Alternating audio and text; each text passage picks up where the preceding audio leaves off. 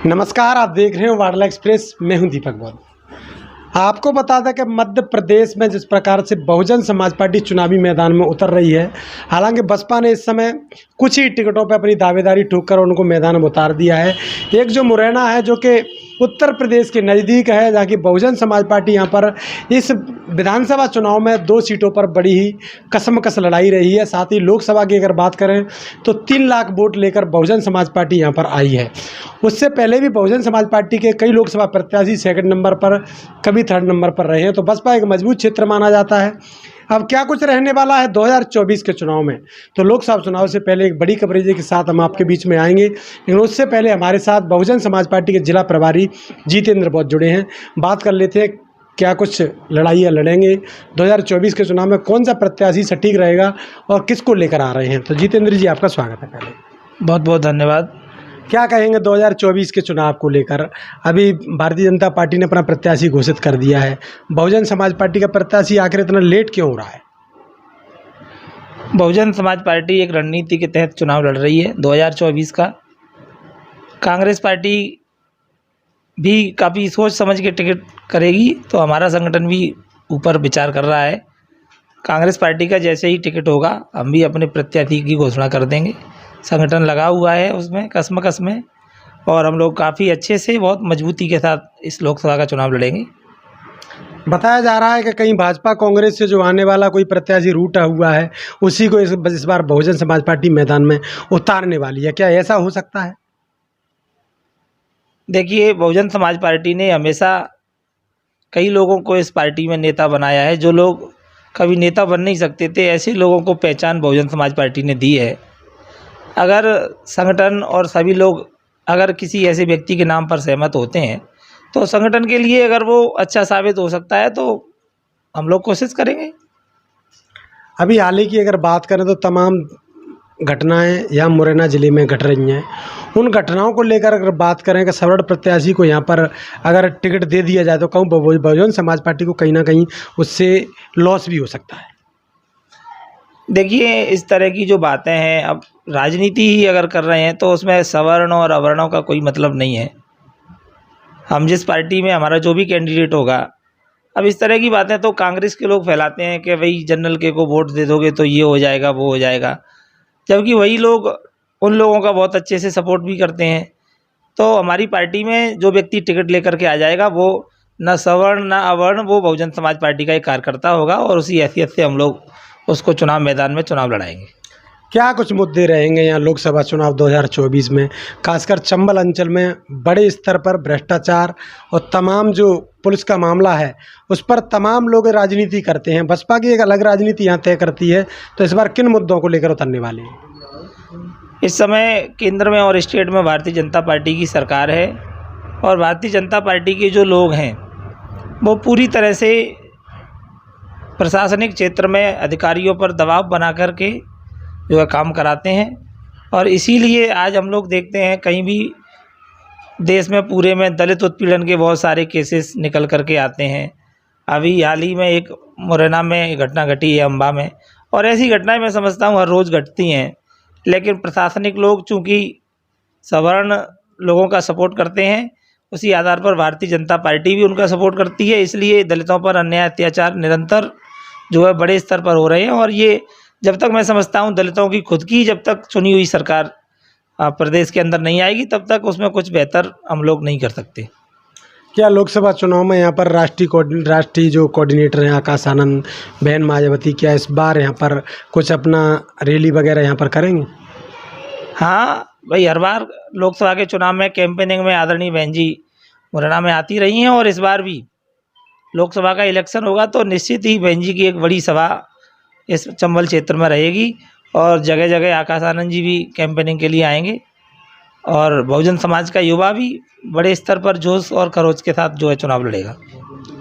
क्या कहना चाहोगे 2024 के मुद्दों को लेकर, खासकर जनता को क्या कहना चाहोगे चुनाव को लेकर? अब जनता को ये कहना है कि भाई जनता जो धार्मिक बातों में हिंदू मुस्लिम में आकर के जो अपना वोट करती है, इस तरह से अगर ये लोग वोट करते रहे तो निश्चित ही ये देश बहुत गर्त में जाने वाला है। इसलिए हम लोगों को भाई धार्मिक जो सोच है उसको अलग करके देश के हित में सोचना पड़ेगा। और जो पब्लिक है, पब्लिक को भी भाई किसी धार्मिक बहकावे में ना आकर के और जो है वास्तविक जो विकास कार्यों के मुद्दे पर जो है वोट करेंगे, तब इस देश का विकास हो सकता है। और हमारा तो यही कहना है कि युवा आज का समझदार है, राजनीति में वोट करेगा, चुनाव में तो जो बहुत सोच समझ के करे, क्योंकि आज हम देख रहे हैं बहुत ज़्यादा पढ़े लिखे लोग पीएचडी बीएससी एमएससी करके भी लोग जो है घरों पर 10,000 5,000 का जॉब ढूंढते हैं, वो भी उनको नहीं मिल पा रहा है। तो इससे ज़्यादा भारतीय जनता पार्टी के नेतृत्व में बुरा समय और क्या आएगा पब्लिक का। मोदी की तमाम गारंटियां हैं, चाहे वो किसानों के लिए गारंटी हो, चाहे वो स्वास्थ्य के लिए गारंटी हो। मोदी की गारंटियों के बारे में अगर बात करें तो लाइन लग जाएगी। उनकी गारंटियों का मुकाबला कैसे करेगी बहुजन समाज पार्टी? देखिए, मोदी की जो गारंटी है, अब वो सिर्फ मीडिया की कवरेज में दिखती हैं, वो गारंटियाँ ज़मीन पर कुछ नज़र आता नहीं है। और मोदी की जो गारंटी है, उनके लोगों को जो है उनके मैनिफेस्टो में छपवाते हैं, उसके बाद फिर उनको ही नहीं पता रहता कि कौन कौन सी गारंटियाँ हैं। तो ये तो जो है भारतीय जनता पार्टी के नेतृत्व में इस देश के अंदर जो है पब्लिक है उसको बेवकूफ़ बनाने का काम हो रहा है। गारंटी बहुत दे रहे हैं, लेकिन कोई गारंटी इनकी पूरी नहीं हो रही। और बड़े स्तर पर जो है देश, आप देख रहे हो, आज आप लोग भी उस चीज़ को देखिए, आज देश में बड़े स्तर पर देश विदेशों का जो है कर्जा देश के ऊपर होता जा रहा है। और भारतीय जनता पार्टी के लोग ये कह रहे हैं कि देश आगे बढ़ रहा है, देश तरक्की कर रहा है। ज़िले से 10 किलोमीटर अंदर चले जाओ तो वही गोबर से गलियां भरी हुई हैं, नगर निगम क्षेत्र में सड़कों पे भैंसें बंध रही हैं। और भाजपा ये कहती है कि हम बहुत विकास कर रहे हैं। काहे का विकास? ये सब बेकार की बातें हैं। अभी बात करें महिलाओं के लिए तो जो लाडली बहना जो उनका योजना है एक बड़े स्तर पर काम कर रही है, और 2023 के लोकसभा चुनाव विधानसभा चुनाव में उन्होंने प्रभावित भी किया है। क्या कहोगे उसके बारे में? देखिए, ये जो योजनाएं हैं, ये लोगों को लालच दे करके वोट लेने के लिए योजनाएं बनी हैं। मेरा तो ये कहना है, लाडली बहनों को ये रोज़गार क्यों नहीं दे रहे? ये लाडली बहनों को रोज़गार दो ना, वो केवल 1500 या 1000 क्यों, 5,000 10,000 कमाएं, ऐसी कोई व्यवस्था करे उनके लिए। अब ये 5,000 1000 दे कर के जो है, ये तो लोगों के वोट को जो है, भारत में आप जानते हो बहुत बड़े स्तर पर महिलाएं अशिक्षित हैं। भाई ये जो लाडली बहना योजना है, ये महिलाओं के लिए क्यों बनी है? क्योंकि उनको मालूम है कि बेवकूफ़ सिर्फ महिलाओं को बनाया जा सकता है।